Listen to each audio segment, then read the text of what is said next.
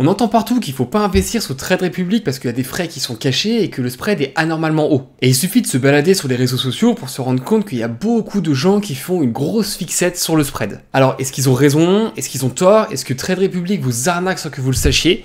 Je vous propose qu'on décortique dans les moindres détails le spread de Trade Republic pour que ce soit ultra clair pour vous. Nous allons voir dans un premier temps ce que c'est le spread et les différents types de spread. Pourquoi le spread de Trade Republic fait débat avec des exemples pour bien illustrer l'impact de celui-ci sur vos transactions, ainsi que 6 solutions pour réduire ce spread chez Trade Republic. Et enfin pour conclure, nous allons voir si le spread est vraiment important si on a une vision long terme ou alors si on sent contre vous. Alors dans un premier temps, c'est quoi le spread? Le spread, c'est la différence entre le prix d'achat et le prix de vente d'un actif à un moment donné. Donc plus précisément, le spread, c'est le prix vendeur, donc ce qu'on appelle le ask, moins le prix de l'acheteur, ce qu'on appelle le bid. Imaginons une action avec un vendeur et un acheteur. Le vendeur, lui, son meilleur prix auquel il peut vendre son action, c'est 10 €, donc c'est ce qu'on appelle le ask. Le vendeur, lui, le meilleur prix auquel il veut acheter son action, c'est ce qu'on appelle le bid, et lui, il est prêt à mettre 9,95 €. Donc le spread, ça va être la différence entre le meilleur prix du vendeur moins le meilleur prix de l'acheteur.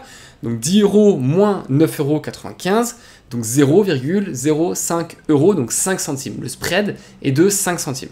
Donc ça, c'est la définition du spread. Maintenant, il faut bien comprendre qu'il y a deux types de spread, le spread fixe et le spread variable. Alors tout d'abord, le spread fixe, il reste constant quelle que soit la volatilité du marché. Donc dans notre cas, le spread restera à 5 centimes, quel que soit le type de l'actif ou alors à l'heure à laquelle vous l'achetez. Donc il y a deux avantages. Le premier avantage, c'est que c'est prévisible, c'est-à-dire que vous savez combien vous allez payer. Et le deuxième avantage, c'est principalement pour les traders qui font énormément de transactions. Si vous faites des dizaines ou des centaines de transactions à la journée, vous êtes un trader sur le court terme, bah évidemment, c'est mieux de savoir combien vous allez payer à chaque fois. Et l'inconvénient principal du spread fixe, c'est tout simplement que celui-ci est plus important que le spread variable en temps normal. Donc je reprends un exemple pour bien illustrer. Imaginons tu trades Microsoft avec un spread fixe à 5 centimes par transaction.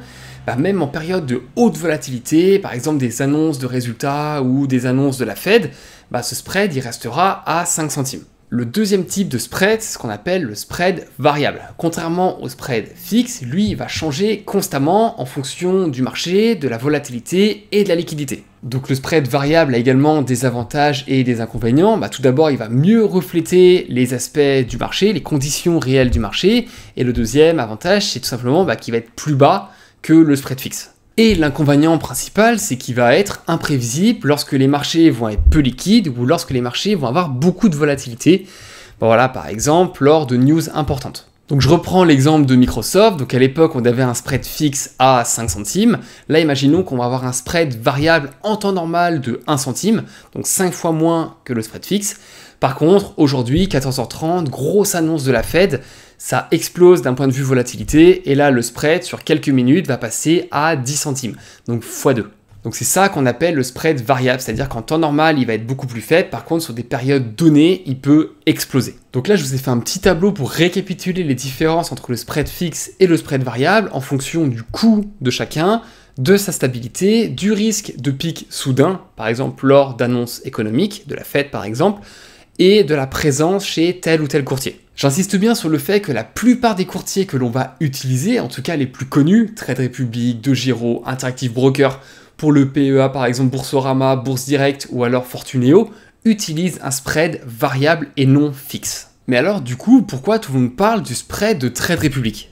Contrairement aux autres courtiers que je vous ai parlé juste avant, comme DeGiro ou Interactive Brokers, Trade Republic utilise une place boursière privée. Donc c'est pas Euronext pour les actions européennes ou alors le New York Stock Exchange pour les actions américaines. Trade Republic exécute la quasi-totalité de ses ordres via la place de cotation allemande Lang & Schwarz Exchange ou encore appelée LS Exchange. Le LS Exchange, c'est une plateforme électronique qui va être opérée par la bourse de Hambourg. Donc pour une action américaine comme Microsoft, vous n'allez pas l'acheter à la bourse de New York comme vous devriez le faire normalement, vous allez l'acheter à la bourse de Hambourg en Allemagne. Mais alors du coup, qu'est-ce que ça implique pour vous ?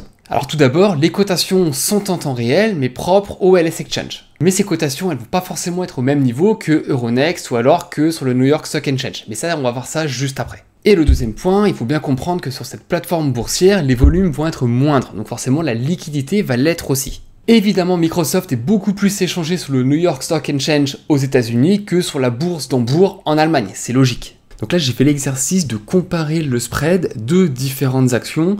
Donc j'ai pris Nvidia, Microsoft, Apple, qui sont les 3 plus grosses capitalisations américaines du S&P 500. Et j'ai pris également Caesar Entertainment et Enphase Energy, qui sont les 2 dernières capitalisations. L'idée, c'est de voir l'impact de la liquidité sur le spread. Et ensuite, j'ai pris un ETF S&P 500 classique avec une grosse capitalisation, donc une grosse liquidité, et un ETF MSCI India avec une capitalisation moindre. Vous allez voir également en ligne D l'heure à laquelle j'ai passé l'ordre. Donc l'idée, ça va être de voir comment ça se passe lorsque on est en pleine journée et en fin de journée, l'impact. J'ai mis le prix en dollars en temps réel sur les places boursières américaines ou alors directement sur iShares, donc BlackRock, et j'ai comparé le prix avec, en temps réel toujours, du LS Exchange, donc la place d'Hambourg que Trade Republic utilise. Sur cette place-là, la cotation elle est en euros, donc j'ai dû faire la conversion en dollars, pareil en temps réel. Donc on voit tout d'abord qu'il y a une petite différence. La différence, elle n'est pas non plus flagrante. Par exemple, si on prend Microsoft au Nasdaq, elle est à 542 $. Sur le LS Exchange, elle est à 542,55. Voilà, donc on va la payer un petit peu plus cher. Ça change pas grand-chose en vrai. Et ensuite, je vous montrerai après comment est-ce qu'on fait, mais vous pouvez voir le bid et le ask, et du coup le pourcentage de spread sur chaque actif. Et la différence, c'est de comparer le spread en fonction des actions qui vont avoir une grosse capitalisation, en fonction également de l'heure à laquelle on va passer l'ordre, et du coup indirectement à la liquidité. Donc là, si je prends le cas dans un premier temps des 3 premières capitalisations américaines, Nvidia, Microsoft et Apple, on remarque qu'on a un spread entre la 0,18% et 0,27%. Ce qui est plutôt élevé parce qu'on a passé l'ordre en fin d'après-midi, voire même quasiment à la fermeture des marchés. Si on prend les 2 dernières capitalisations américaines, donc avec des liquidités qui sont beaucoup plus faibles, on remarque que les spreads sont beaucoup plus importants. Vous voyez bien, 0,94 et 0,41, on est entre x2 et x4 par rapport à Nvidia et Microsoft, ce qui est tout à fait normal. Comme je vous l'ai dit, moins de liquidité, bah forcément moins d'acheteurs et moins de vendeurs, donc l'écart entre la vente et l'achat est beaucoup plus important, donc forcément le spread s'élargit. Donc c'est pour ça qu'on a, et là c'est marquant, c'est pour ça qu'on a un spread qui est beaucoup plus élevé. Là maintenant l'idée ça va être de comparer à quelle heure on a passé les ordres, donc là en fin de journée, ici en plein milieu de la journée. Et on remarque tout simplement que si je reprends Nvidia, Microsoft et Apple, quand on passe l'ordre en pleine journée, on remarque que là, on n'est pas entre 0,18 et 0,25%, on est entre 0,03 et 0,09. Donc juste le fait de passer un ordre plein milieu de la journée, on divise quasiment par 5 le spread. Et c'est exactement pareil pour les 2 dernières capitalisations. Donc là, on va forcément avoir un spread qui est toujours plus élevé parce qu'on a moins de liquidité. Par contre, on va diviser quasiment par 2 le spread en passant l'ordre en plein milieu de la journée. Donc j'ai fait également l'exercice pour 2 ETF. Donc tout d'abord le iShares S&P 500 avec une capitalisation de 105 milliards. Donc là, on a un spread de 0,12%, ce qui n'est pas non plus énorme en soi. Et voilà, le MSCI India, on a 4 milliards, donc beaucoup moins de capitalisation et beaucoup moins de liquidité. On fait x2 sur le spread. Alors on a dit que le spread peut être variable, mais quels sont les facteurs qui vont avoir un impact positif ou négatif sur le spread? Pour moi, il y a 4 facteurs qui vont être importants à connaître. La volatilité, la liquidité, l'heure de la transaction et le type d'actif. Alors tout d'abord, la volatilité. La volatilité, c'est quoi? Tout simplement, la volatilité, elle va mesurer l'intensité des variations de prix sur un actif. Donc exemple d'un actif volatile, le Bitcoin, en fait on va passer de moins 70% sur un an et ensuite on va faire plus 550%. Et pour un exemple d'actif qui va être moins volatile, on va retrouver par exemple l'action Visa. On va avoir du moins 28% au lieu du moins 70% du Bitcoin et plus 95% au lieu des plus 550% du Bitcoin. Alors pourquoi la volatilité c'est important pour le spread? Alors quand les prix bougent fortement, donc quand il y a beaucoup de volatilité, les courtiers vont élargir le spread pour se protéger justement des risques de fluctuation entre le moment où vous allez passer l'ordre et le moment où celui-ci va être exécuté. Alors par exemple, lors d'une annonce économique très importante, le prix peut bouger de plusieurs pourcents en quelques minutes. Donc les courtiers vont élargir le spread sur ce timing, donc suffit que tu achètes à ce moment-là et tu vas payer beaucoup plus. Deuxième facteur, c'est la liquidité. Donc la liquidité, c'est la facilité à laquelle un actif peut être acheté ou vendu sans faire bouger son prix. Pourquoi c'est impactant? Parce qu'un actif qui va être peu liquide, ça veut dire qu'il va avoir peu d'acheteurs et peu de vendeurs.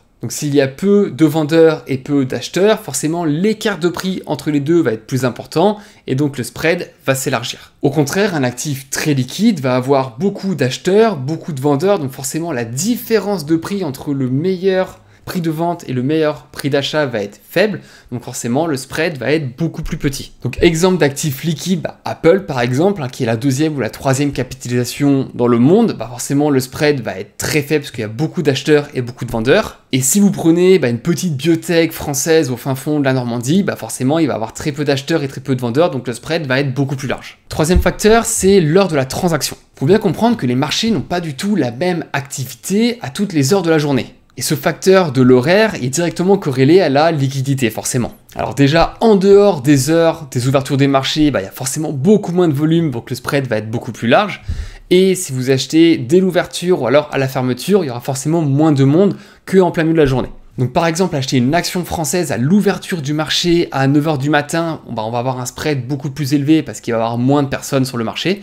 Et au contraire, acheter une action à midi ou à 14h, il va y avoir beaucoup plus de monde, donc le spread va être plus petit. Et enfin, quatrième facteur, ça va être le type d'actif que vous allez acheter. Tous les actifs n'ont pas la même structure de marché, et ça c'est également corrélé à la liquidité. Les actions cotées, les ETF ont généralement un carnet d'ordre qui va être bien structuré, mais certains produits plus exotiques comme les cryptos, les CFD ou alors certains ETF de niche peuvent être beaucoup moins transparents, donc forcément avoir un spread plus élevé. Par exemple, acheter un ETF S&P 500 va avoir un spread beaucoup plus bas, beaucoup plus faible que acheter un ETF sur la cybersécurité en Inde, c'est logique. Maintenant qu'on connaît les différents facteurs qui vont faire fluctuer à la hausse ou à la baisse le spread, là l'idée ça va être de jouer avec eux pour essayer d'optimiser le spread. Alors je dis pas qu'il faut faire une fixette sur le spread, par contre c'est vrai que si on peut gagner quelques centièmes de pourcent tous les mois pendant 20 ans ou 30 ans, on va pas s'en priver. Donc là je te propose 5 astuces très simples à mettre en place pour optimiser ton spread chez Trade Republic. 1. Tout d'abord, privilégie des actifs liquides. Comme je te l'ai dit juste avant, plus un actif est échangé, plus il est liquide et plus le spread est faible.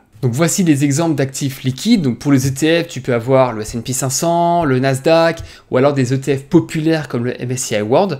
Et tu peux également avoir des actions à très forte capitalisation comme Amazon, Google, Facebook, Microsoft, alors des actions françaises comme Hermès, LVMH ou encore Total.